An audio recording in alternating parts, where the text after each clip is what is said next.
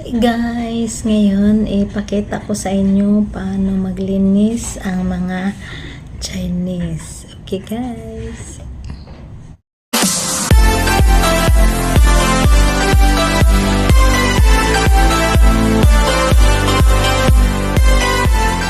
Ngayon ipakita ko sa inyo kung paano maglinis ang mga Chinese. Ngayon kasi malapit na ang Chinese New Year, so lahat talaga mag-general cleaning kami dito.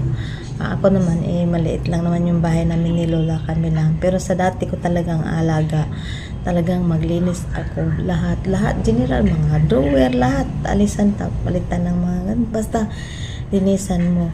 Pero once a year lang naman yun, kasi mas priority talaga namin yung alaga. Pero mahiya naman ako na yung amo ko naglilinis. Hindi naman ako inutusan. Siyempre mahiya naman tayo mga Pinoy, di ba?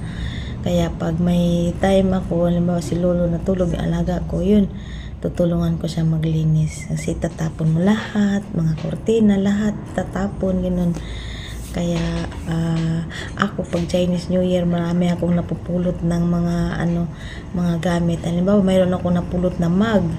Yung mug talaga, bago talaga naka-box. Talagang bagong-bago tinapon. Sabi ko, sayang naman, ipulutin ko to.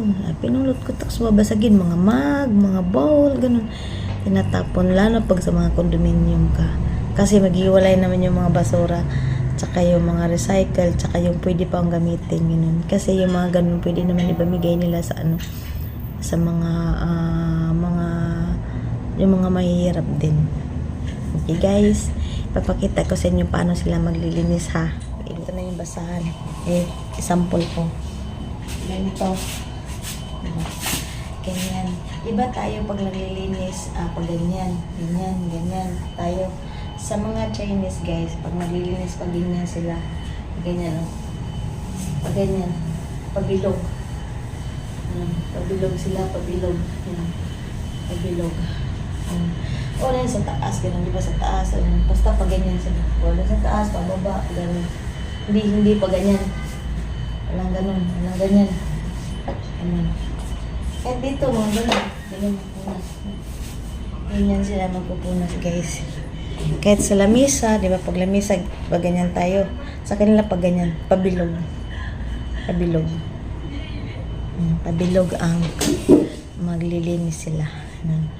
Kahit sa sasakyan, basta lahat ng paglilinis, pabilog yung, pabilog yung,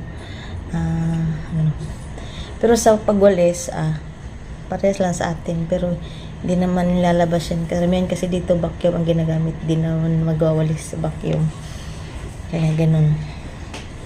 Okay guys, sana may natutunan sa mga sinabi ko na paano maglinis ang mga Chinese. Kasi huwag kayong ganun lang. Sisitahin ka namang matatanda. Kasi yun talagang pamahiin nila.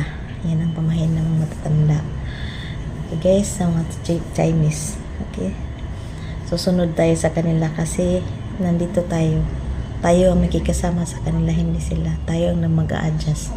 Kasi wala namang problema dun sa atin. Okay guys?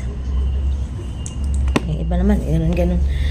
Yung mga matatanda talagang makikita ka lang sitahin. Pero pag hindi naman nakita pero ako naman alam ko na kasi nasa training kasi yan nasa training na paano maglinis ganun, hindi yung bara-bara ganyan, hindi pwede. Okay guys, sana may natutunan kayo. I-share ko lang para sa mga bago yung ganun, kasi may mga sensitive talaga mga matatanda. Okay guys, Merry Christmas sa ating lahat and advance Happy Chinese New Year. Bye!